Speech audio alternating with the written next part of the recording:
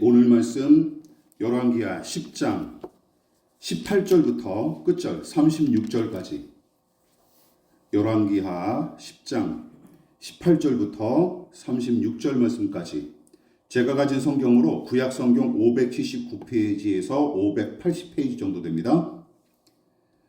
찾으신 줄 알고 저와 여러분이 한 절씩 번갈아 가면서 교독하도록 하겠습니다. 18절 여러분이 먼저 봉독하실까요? 읽어보시겠습니다. 시작. 예후가 무 백성을 모으고 그들에게 이르되 아합은 바알을 조금 섬겼으나 예후는 많이 섬기리라. 그러므로 내가 이제 큰 제사를 바알에게 드리고자 하노니 바알의 모든 선지자와 모든 섬기는 자와 모든 제사장들을 한 사람도 빠뜨리지 말고 불러 내게로 나오게 하라. 모든 오지 아니하는 자는 살려두지 아니하리라 하니 이는 예후가 바알 섬기는 자를 멸하려 하여 계책을 씁니다. 예후가 바알을 위하는 대회를 거룩히 열라 하며 드디어 공포가 되었다. 예후가 온 이스라엘의 사람을 두루 보냈더니 바알을 섬기는 모든 사람이 하나도 빠진 자가 없이 다 이르렀고 무리가 바알의 신당에 들어가매 바알의 신당 이쪽에서 저쪽까지 가득하였더라.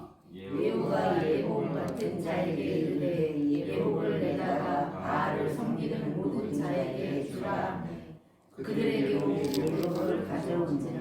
예후가 레갑의 아들 여호나답과 더불어 바알의 신당에 들어가서 바알을 섬기는 자들에게 이르되 너희는 살펴보아 바알을 섬기는 자들만 여기 있게 하고 여호와의 종은 하나도 여기 너희 중에 있지 못하게 하라 하고 우리가 번제와 다른 제사를 드리려고 들어갈 때 예후와 80명을 밖에 두며 이르되 내가 너희 손에 넘겨주는 사람을 한 사람이라도 도망하지 않는 자는 자기의 생명으로 그 사람의 생명을 대신하시라 하니라. 번제 드리기를 다음에 예후가 호위병과 지휘관들에게 이르되 들어가서 한 사람도 나가지 못하게 하고 죽이라 하매 호위병들과 지휘관들이 칼로 그들을 죽여 밖에 던지고 바알의 신당에 있는 성으로 가서 바알의 신당에서 목상들을 가져다가 불사르고 바알의 목상을 헐며 바알의 신당을 헐어서 변소를 만들었더니 오늘까지 이르니라. 예후가 이와 같이 이스라엘 중에서 바알을 멸하였으나 이스라엘에게 범죄하게 한 느밧의 아들 여로보암의 죄 곧 베델과 단에 있는 금송아지를 섬기는 죄에서는 떠나지 아니하였더라. 여호와께서 예후에게 이르시되 내가 너에게 정직한 일을 행하되 잘 행하여 내 마음에 있는 대로 아합 집에다 거행하였으니 내 자손이 이스라엘 왕위를 이어 사대를 지내리라 하시니라. 그러나 예후가 전심으로 이스라엘 하나님 여호와의 율법을 지켜 행하지 아니하며 여로보암이 이스라엘에게 범죄한 그 죄에서 떠나지 아니하였더라.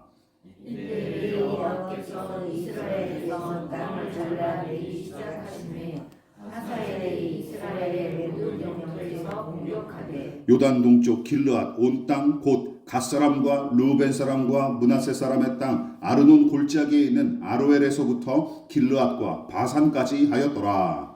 예후의 남은 사적과 행한 모든 일과 업적은 이스라엘과 함께 지략에 기록되지 아니하였느냐. 예후가 그의 조상들과 함께 참에 사마리아에 장사되고 그의 아들 여호아하스가 그를 대신하여 왕이 되니라. 다같이 예후가 사마리아에서 이스라엘을 다스린 횟수는 28해이더라. 아멘. 말씀의 제목을 다 같이 한번 읽어보시겠습니다. 자, 시작. 잘 행하였으나 떠나지 않은 예후. 잘 행하였으나 떠나지 않은 예후라는 제목으로 하나님 말씀 전하도록 하겠습니다.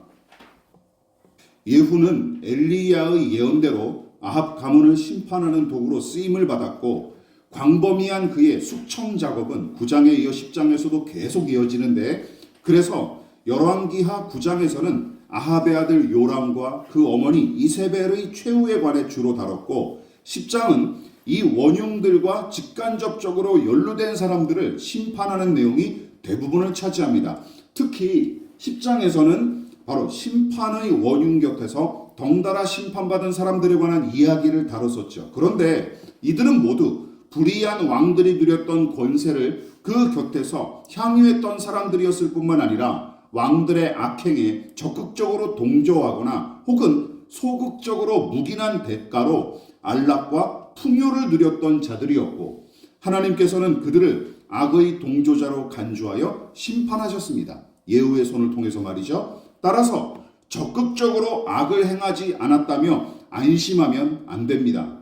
정의를 적극적으로 추구하지 않고 선한 일에 능동적으로 참여하지 않는다면 기억하십시오. 결국은 악의 동조자와 불의의 방관자로 남아있기 마련입니다.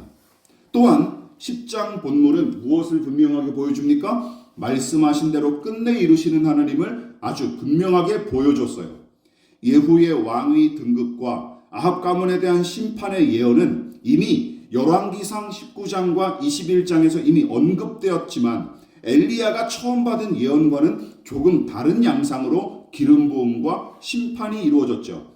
엘리사와 그의 제자가 엘리야를 대신하여 기름을 부은 일이 바로 그것인데, 열왕기서의 저자는 엘리야와 엘리사의 불순종을 일일이 끄집어내어 비난하는 것보다 더 중요한 점을 주목했던 것 같습니다. 따라서 엘리야와 엘리사가 온전히 순종하지 못했거나 어쩌면 맡은 사명을 제대로 감당하지 않았을지라도 결국은 이 모든 일을 작정하신 대로 이루신 하나님이 가장 중요하고, 그리고 처한 환경과 사람들의 어떤 행실을 초월하여 일하시는 그런 하나님을 의지하는 것이 우리 기독교 신앙임을 명심하십시오.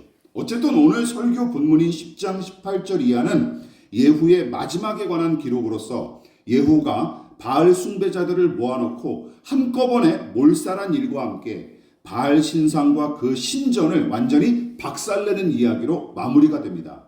그래서 열왕기서의 저자는 예후를 다른 북이스라엘 왕들과 다르게 긍정적으로 평가한 것이 특징이에요. 그렇다고 마냥 좋게 평가한 것은 아니죠. 성경은 예후의 결함과 결정을 놓치지 않을 뿐만 아니라 그 한계와 모순까지도 가감없이 드러냅니다. 그래서 어떤 성경 주석이나 관련 자료집들은 북이스라엘의 모든 왕을 다 악한 왕으로 평가했고, 그에 따라 10장과 9장의 예후마저도 악한 왕으로 손쉽게 분류해 놓은 도표를 제가 몇 번 본 적이 있는데, 여러분 본문에 기록된 그의 생애와 열왕기서 저자의 평가를 좀 더 염두에 뒀다면 불신앙과 우상숭배를 일삼았던 다른 북이스라엘 왕들과 예후를 똑같은 부류로 보기는 어려웠을 것입니다. 그렇다면 우리는 예후의 이 마지막 이야기를 통해 얻을 수 있는 교훈이 무엇이었을까요? 두 가지로 나눠보도록 하겠습니다. 첫 번째 같이 읽어볼게요. 시작. 심판의 사명은 충성했으나 총체적 순종은 실패한 예후. 자, 이게 무슨 말씀일까요? 지난 19번째 열왕기하 강해 설교에서 제가 지적한 바가 있었는데, 예후는 하나님의 심판을 성취하는 사명을 충실히 감당하기는 했지만 안타깝게도 그 정도에서 더 나아가지 못한 게 그의 한계이자 가장 큰 실책이었습니다. 그래서 9장과 10장을 토대로 예후의 신앙을 종합적으로 평가해 보자면 그는 본받고 따를 정도의 훌륭한 믿음을 소유한 사람으로 보기는 어렵습니다. 그리고 설령 믿음이 있다 손 치더라도 그 수준은 미숙하고 미흡하다고 평가할 수밖에 없어요. 그렇지만 그런데도 이 정도면 북이스라엘 역대 왕 중에서는 가장 나은 인물인 셈이에요. 그리고 본문에 기록된 그의 행위를 이건 다 악한 왕이니까 믿음으로 한 일이 아니다 하며 무조건 폄하할 필요도 없습니다. 그래서 저는 그가 하나님과 그 예언의 말씀을 신뢰했기에 용감히 요람과 이세벨을 척결한 거로 평가했었고, 따라서 예후는 손쉽게 악한 왕이다, 불신앙적인 왕이다 라고 평가할 수 없는 인물입니다. 왜냐하면 예후가 하나님께서 맡기신 심판의 사명을 충실히 감당한 것은 사실이고, 무엇보다 하나님께서 그의 헌신을 매우 흡족히 여기셨기 때문이에요. 열왕기하 10장 30절 같이 읽어볼까요? 시작. 여호와께서 예후에게 이르시되 내가 나 보기에 정직한 일을 행하되 잘 행하여 내 마음에 있는 대로 아합 집에 다 행하였은즉 내 자손이 이스라엘 왕위를 이어 사대를 지내리라 하시니라. 자, 이게 비판입니까? 칭찬입니까? 칭찬이죠. 이건 뭐 초등학교 애들도 다 하는 거 아닙니까? 이만큼의 칭찬을 받은 왕이 남왕국과 북왕국을 통틀어 몇이나 될까요? 몇이나 될까요? 거의 없습니다. 솔직히 얘기하자면. 북이스라엘에서는, 그리고 북이스라엘 왕국, 북왕국에서는 예후가 거의 유일무이합니다. 그리고 심지어 남유다 왕들 중에서도 손가락에 꼽을 정도로 적어요. 이만큼의 칭찬을 받은 사람은. 성경에 등장하는 여느 믿음의 사람들과 비교해도 마찬가지입니다. 어느 한 시기든 혹은 어느 한 삶의 한 자락에서든 하나님께서 친히 너 잘했다, 다 행했다 하고 친히 인정하실 만큼 살아온 인물이 성경에 얼마나 될까요? 별로 찾아보기가 힘듭니다. 그러므로 예후의 이 신앙과 그의 생애를 과소평가하거나 함부로 깎아내려서는 안 됩니다. 제가 이렇게 장황하게 이야기하는 이유가 있어요. 왜냐하면 솔로몬과 그의 신앙에 관해 언급했을 때도 제가 지적했다시피 성경 본문이 기록한 바와 신자들이 생각하는 바가 서로 일치하지 않는 경우가 흔하기 때문입니다. 그게 대표적으로 솔로몬이죠. 그래서 대표적으로 과대평가된 인물이 제가 누구라 그랬어요? 솔로몬이라는 사람이다. 이 사람의 신앙은 너무나 과대평가돼서 신자들 사이에 회자되고 있다는 것을 제가 지적했었고, 그 중에 또한 본문의 예후는 과소평가된 인물 중 하나라고 생각을 합니다. 오히려 반대로 과소평가된 인물. 그러나 제가 여러 번 강조했듯이 예후는 훌륭한 인물과는 조금 거리가 멀고 큰 믿음을 소유한 자로 보기도 어렵습니다. 그리고 본문이 그의 한계와 모순을 아주 분명하게 지적하고 있기 때문이죠. 자, 어떤 이 사람이 하나님께 그렇게 칭찬을 받았으면서도 어떤 짓을 저질렀습니까? 열왕기하 10장 31절 두 번째 구절을 볼게요. 읽어볼게요. 시작. 그러나 예후가 전심으로 이스라엘 하나님 여호와의 율법을 지켜 행하지 아니하며 여로보암이 이스라엘에게 범죄하게 한 그 죄에서 떠나지 아니하였더라. 여러분 보십시오. 하나님의 명령에 따라 불의한 아합 가문을 단호히 심판하고 바알 숭배의 이 우상 숭배의 관습을 박멸하기 위해 고군분투했던 예후였습니다.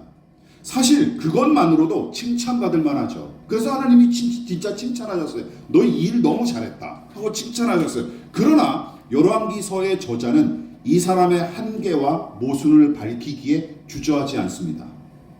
하나님의 예언만 의지하여 용감히 역성혁명을 시도했고 마침내 정치개혁에 성공하여 대대로 불의를 저지른 오므리 왕조를 박살냈으며 더 나아가 바알 숭배를 일삼던 자들마저 한꺼번에 척결하고 일당의 종교개혁까지 부분적으로 성공적으로 일궈냈으나 북이스라엘 왕조의 시조인 여로보암이 만들어놓고 숭배했던 무엇을?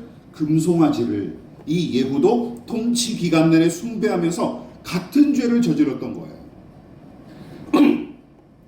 여러분 이 부분이 웃기지 않습니까? 아합 가문과 아합이 섬기던 바알 신상은 박살내놓고 여로보암이 섬기던 금송아지는 또 지는 또 계속 섬겼어요. 이게 참 웃기는 일이죠. 이걸 제가 모순이자 그의 한계로 지적한 거예요. 그런데 아합이 무턱대고 바알과 아세라를 섬겼던 것과는 그 성격이 조금 다릅니다. 여로보암이 베델과 단 두 곳에 금송아지를 만든 이유가 무엇인지 떠올려 보십시오.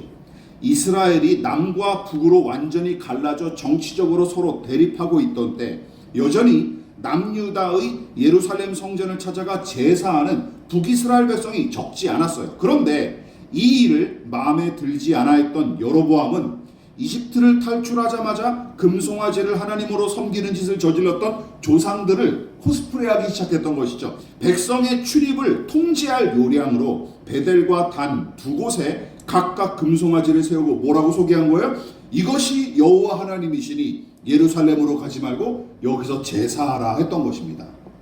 이 내용이 열왕기상 12장에 고스란히 기록이 됐어요. 열왕기상 12장 읽어볼까요? 시작. 이에 계획하고 두 금송아지를 만들고 무리에게 말하기를 너희가 다시는 예루살렘에 올라갈 것이 없도다. 이스라엘아, 이는 너희를 애굽 땅에서 인도하여 올린 너희의 신들이라 하고 하나는 베델에 두고 하나는 단에 둔지라. 이렇게 된 거예요. 이 신을 바로 예후도 섬겼다라는 거 본문이 얘기하고 있는 거예요. 그러니까 아합은 노골적으로, 아합이란 사람은 노골적으로 여호와 하나님을 부정하는 사람이었고, 그뿐만 아니라 율법의 명령을 아예 염두에 두지 않고 살았던 작자였다면, 여로보암은 어떤 성격의 사람입니까?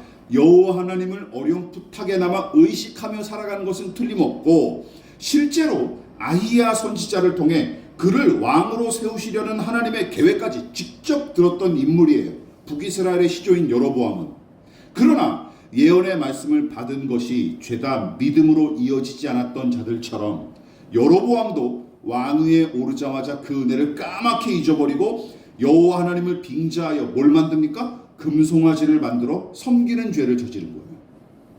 따라서 아합이 노골적으로 기독교를 대적하고 적극적으로 해코지까지 일삼는 사람이라면, 여로보암은 하나님과 복음을 빙자하여 개인의 성공과 안락과 풍요를 추구하는 부류로 봐도 무방합니다. 이건 좀 성격이 다르죠. 그러니까 아합은 교회 밖에서 교회를 막 해코지하고 비난하는 사람이라면, 여로보암은 교회 안에서 오히려 비복음적으로 살아가는 사람이라는 것이죠. 신자인 척 하는데 정작 신자는 아닌 사람. 이게 여로보암의 성격이라고 할 수 있습니다. 그렇다면 차라리 하나님을 빙자하여 금송아지를 세우니 여로보암과 예후는 그럼 아합보다 좀 더 나을까요? 그게 아니죠. 여러분, 성경은 둘 다 하나님 앞에 불의를 저지른 것으로 간주하고 정죄합니다. 물론 여로보암과 예후를 동급으로 취급하면 안 되죠. 여러분, 최소한 예후는 맡은 사명에 충성했고 무엇보다 하나님께서 친히 칭찬하신 인물입니다. 그러나 너무 아쉬운 점은 뭐예요? 그 부분만 순종하고 충성했다는 사실이죠. 즉, 시간과 장소를 가리지 않고 언제 어디서나 순종하고 충성한 게 아니라 특정한 사안에만 순종하고 일부분만 충성한 것이 매우 아쉽다라는 것이 저의 생각입니다. 물론 예후만이 아니죠. 신실하게 하나님을 섬긴 사람들이지만 이런 거 보십시오. 우유부단하기 짝이 없어 여러 사달을 일으켰던 아브라함과 그 아들 이삭. 철들기 전까지 내내 전청조처럼 거짓말을 달고 살았던 야곱. 야곱이 그런 사람이었거든요. 전청조 같은 사람. 예? 혈기를 제어하지 못했던 모세. 그래서 사람을 막 때려 죽이지 않았습니까? 권력과 정욕과 안락에 취해 음행을 저질렀던 다윗. 멋지게 시작했으나 추하게 늙어간 솔로몬. 아합 가문과 바알 신상은 박살을 냈으나 여로보암의 금송아지를 숭배했던 오늘 본문의 예후. 그리고 오늘날 교회 안과 밖, 예배 시간과 나머지 시간이 사뭇 다른 우리의 모습도 예외가 아닙니다. 네, 우리가 바로 예후를 닮은 거죠. 그 연장선에서 예후의 이야기는 또 다른 교훈을 우리에게 제시합니다. 자, 두 번째 읽어볼까요? 시작. 공의를 세우기에 힘썼으나 긍휼로 나아가지 못한 예후. 예, 앞의 내용과 거의 비슷해요.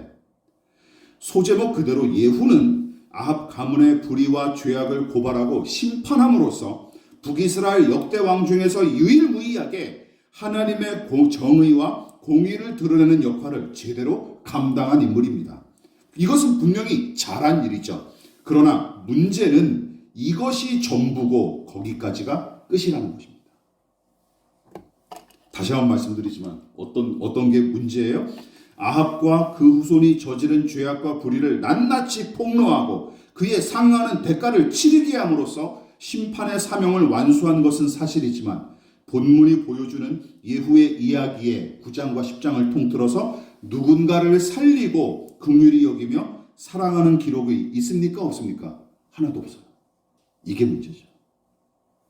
물론 아합의 아들이자 당시 북이스라엘을 다스렸던 요람 왕을 배신하고 예후 편을 들었던 군사령관들과 경비병들, 그리고 이세벨을 창밖으로 밀어버린 내시들, 그들은 예후가 아합 가문과 싸잡아 처벌하지 않고 너그럽게 받아준 게 사실이지만, 그렇다고 그 일을 가리켜 그들을 사랑하여 긍휼을 베풀었다 하고 평가하기는 어렵지 않습니까?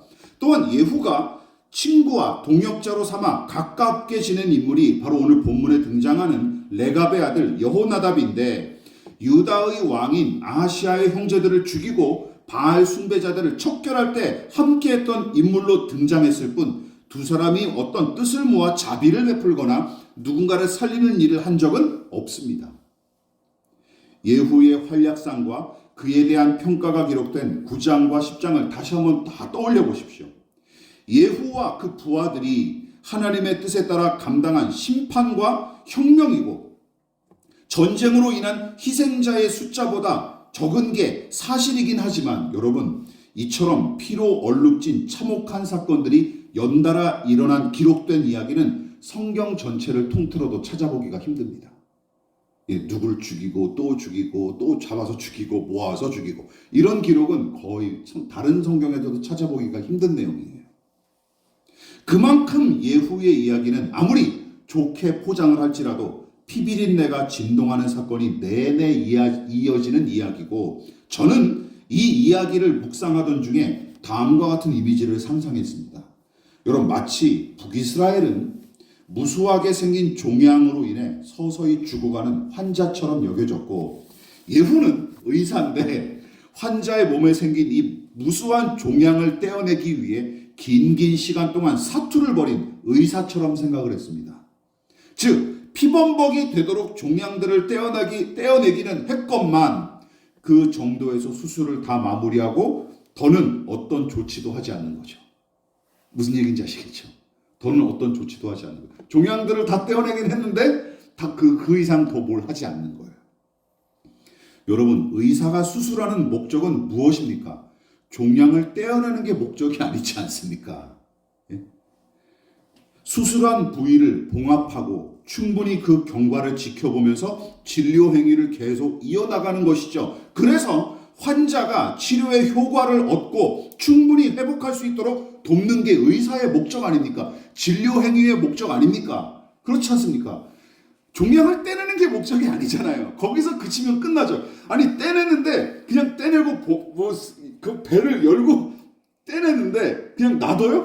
그러면 죽죠. 환자가 죽는 거죠. 근데 예후가 거기서 멈췄다라는 게 중요한 것입니다.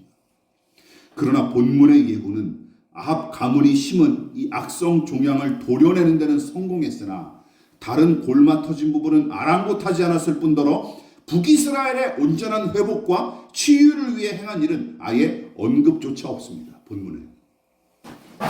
여러분, 훗날 예레미야를 당신의 종으로 부르신 하나님께서 그에게 선지자의 사명을 어떻게 맡기셨는지 우리 함께 살펴보도록 하겠습니다. 하나님께서 예레미야를 선지자로 세우실 때 너는 이 사명을 감당해라 라고 세우신 거예요. 예레미야 1장 10절 시작. 보라, 내가 오늘 너를 여러 나라와 여러 왕국 위에 세워 내가 그것들을 뽑고 파괴하며 파멸하고 넘어뜨리며 건설하고 심게 하였느니라 하시니라.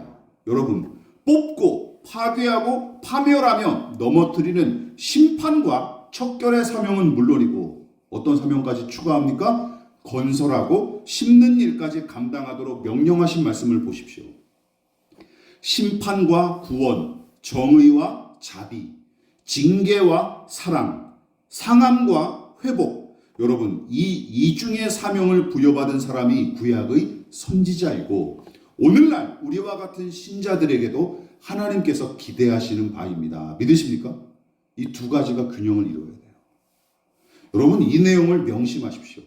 성경의 심판은 반드시 구원을 목적으로 이루어지는 일이고 하나님은 심판을 통해 당신의 위엄과 공의를 나타내실 뿐만 아니라 결국은 당신이 사랑하시는 세상과 사람을 살리고 구원하는 데까지 나아가시는 것입니다. 믿으십니까?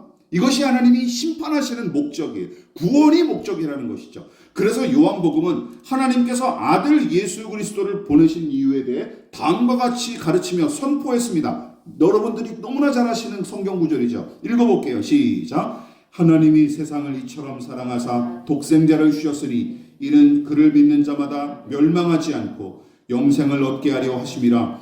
하나님이 그 아들을 세상에 보내신 것은 세상을 심판하려 하심이 아니요 그로 말미암아 세상이 구원을 받게 하려 하심이라. 하나님께서는 타락한 세상과 불의한 죄인의 심판을 위해 아들을 보내셨지만 심판보다 더 중요한 것은 무엇입니까? 그분으로 말미암아 세상이 구원을 받게 하시려는 것입니다.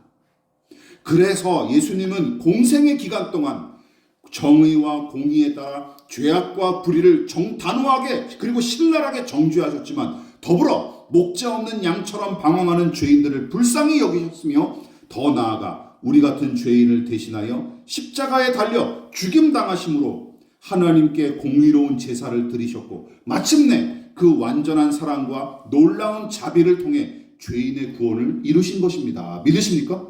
예수님의 이 십자가는 하나님의 정의와 공의가 온전히 성취된 것, 죄인은 반드시 심판당한다는 것이 무엇을 통해서 선명하게 드러난 거예요? 십자가의 죽음을 통해 선명하게 드러나는 거예요. 하나님께 범죄한 영혼은 반드시 심판당한다. 이게 십자가를 통해 드러나는 거예요. 또한 반대로 하나님의 자비와 사랑의 최고봉이 십자가를 통해서도 함께 드러난 것이죠. 하나님의 아들이 너희를 대신하여 이렇게 죽임당하셨다. 그 놀라운 사랑을 보라. 이것이 십자가의 의미입니다. 이처럼 정의와 사랑, 공의와 긍휼, 심판과 구원은 서로 다른 별개의 것이 아닙니다. 오히려 열차의 레일이나 동전의 양면과 같은 것이죠. 여러분, 그러므로 기억하십시오. 공의, 정의가 결여된 사랑은 방종에 불과하고 사랑이 결여된 공의는 잔혹함만 남을 뿐입니다. 예후의 이야기에서 우리가 피비린내를 맡을 수밖에 없는 이유가 뭡니까?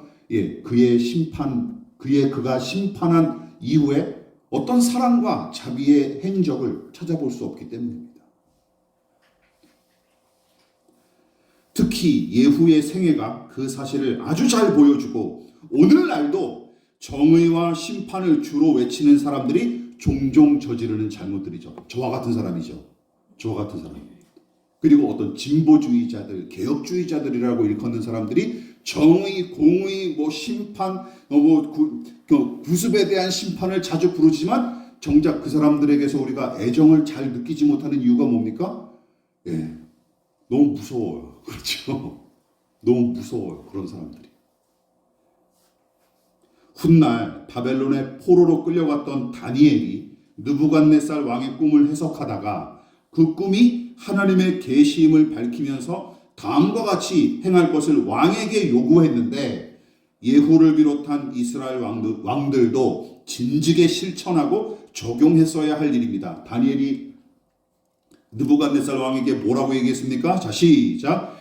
그런즉 왕이여 내가 아뢰는 것을 받으시고 공의를 행함으로 죄를 사하고 가난한 자를 긍휼히 여김으로 죄악을 사하소서. 그리하시면 왕의 평안함이 혹시 장구하리이다 하니라.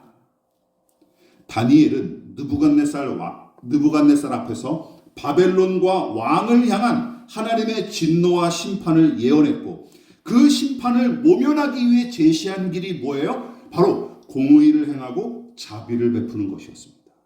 공의를 행하고 자비를 베푸는 것. 다른 말로 죄악을 미워하고 대적하며 모든 부당한 것을 척결하고 파기하도록 다니엘이 조언한 것입니다. 왕에게. 왕이여 하나님 앞에 불의한 행위는 다 폐하시고 공의롭게 행하십시오. 라고 요구한 것. 더 나아가 적극적으로 선을 행하는 등의 공의를 세우는 일, 또한 가난하고 약한 백성까지도 귀히 여기고 그들의 생명과 생계를 보호하면서 온전한 삶을 살아가도록 돕는 등의 긍휼을 베푸는 일을 지금 왕에게 조언하는 것입니다. 부당한 모든 일은 파기하시고 적극적으로 정의를 세우십시오. 그리고 당신이 다스리는 가난한 백성들, 연약한 백성들, 소외된 백성들을 돌아보아 주십시오. 그 긍휼을 베풀어 주십시오. 라고 그러면 하나님께서 당신을 용서하실 것입니다. 라고 얘기하는 거예요. 하나님께서 기뻐하시는 일이 바로 그것입니다. 그러나 예후는 심판의 칼만 열심히 휘두르면서 나름의 정의를 세우기에 힘썼을 뿐 백성을 긍휼히 여기며 살리는 일에는 별로 관심이 없었던 것 같습니다. 그리고 이런 식으로 살아가는 사람들이 얼마나 많은지 몰라요. 저도 그 부류 중에 한 사람이라고 생각을 합니다. 이것이 예후의 결정적인 한계이자 결점입니다. 말씀을 마무리하도록 하겠습니다. 열왕기하 9장과 10장에 기록된 예후의 생애는 소위 열정적으로 신앙하는 거로 자타가 공인하는 신자들의 모습과 너무나 많이 닮았고, 더불어 그런 신자들한테서 발견되는 한계와 결함과 모순도 마치 거울처럼 예후의 생애에 드러납니다. 여러분 혹시 이렇게 신앙하고 있지 않으십니까? 어느 한때 어떤 장소와 처지, 누군가와 함께할 때만, 그런 등등, 그런 특정한 시간과 장소와 처지에서만, 그리고 특정한 사람 앞에서만 특별하게 순종하고 유별나게 헌신하는 행태는 여러분 크고 깊은 믿음과 상관이 없을 뿐더러 성령 충만한 신앙도 아닙니다. 믿으십니까? 이랬다 저랬다라는 것은 깊으거나 큰 믿음이 아니에요.